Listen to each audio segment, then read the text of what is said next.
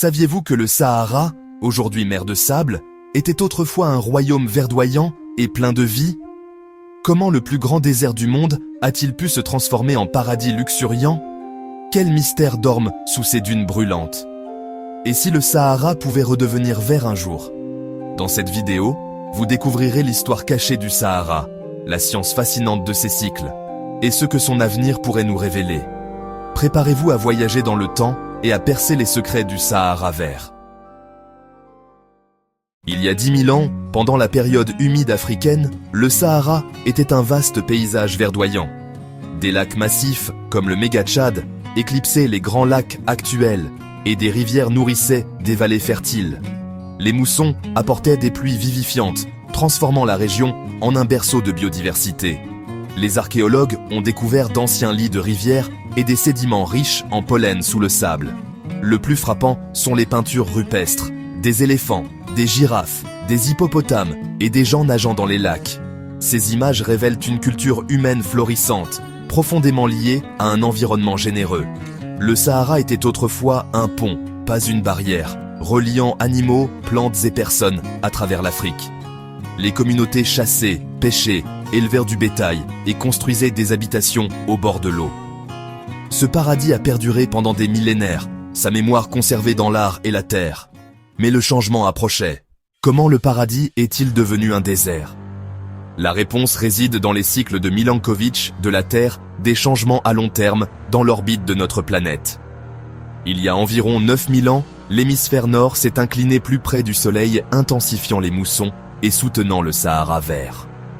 Alors que l'axe de la Terre se déplaçait lentement, les étés se sont refroidis, affaiblissant les moussons. Les pluies ont diminué, les lacs ont rétréci, et les rivières se sont asséchées. Les prairies se sont flétries, les arbres sont morts, et le désert a avancé. La perte de végétation a rendu la terre plus chaude et plus sèche, accélérant la désertification.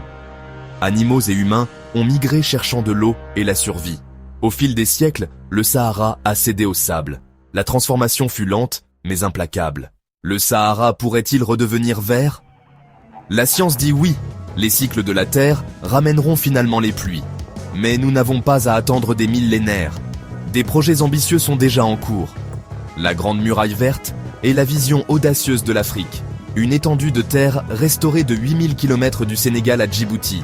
Il ne s'agit pas seulement de planter des arbres, mais de faire revivre les écosystèmes et de soutenir les communautés. Des espèces indigènes résistantes à la sécheresse comme l'acacia stabilisent le sol, procurent de l'ombre et enrichissent la terre.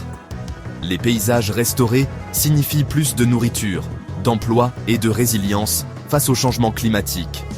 Au Sénégal, en Éthiopie et au Niger, des millions d'hectares reverdissent déjà. Des techniques traditionnelles comme le zaï aident les cultures à pousser dans les zones sèches. La Grande Muraille Verte est un symbole d'espoir, la preuve que nous pouvons repousser le désert. L'humanité et la nature peuvent travailler ensemble pour guérir la terre. Imaginez un Sahara entièrement verdoyant, un vaste puits de carbone, refroidissant la planète et stabilisant le climat. La biodiversité exploserait, reconnectant les écosystèmes et faisant revivre d'anciens corridors fauniques. La région pourrait devenir un grenier, mettant fin à l'insécurité alimentaire et créant la prospérité. De nouvelles industries, foresterie, écotourisme, énergie renouvelable fleuriraient.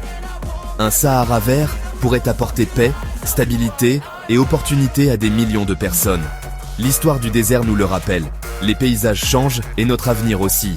En soutenant la restauration et en protégeant notre climat, nous pouvons aider le Sahara à refleurir. Le prochain chapitre est à nous d'écrire. Abonnez-vous, aimez et commentez ci-dessous. Selon vous, le Sahara redeviendra-t-il vert un jour ?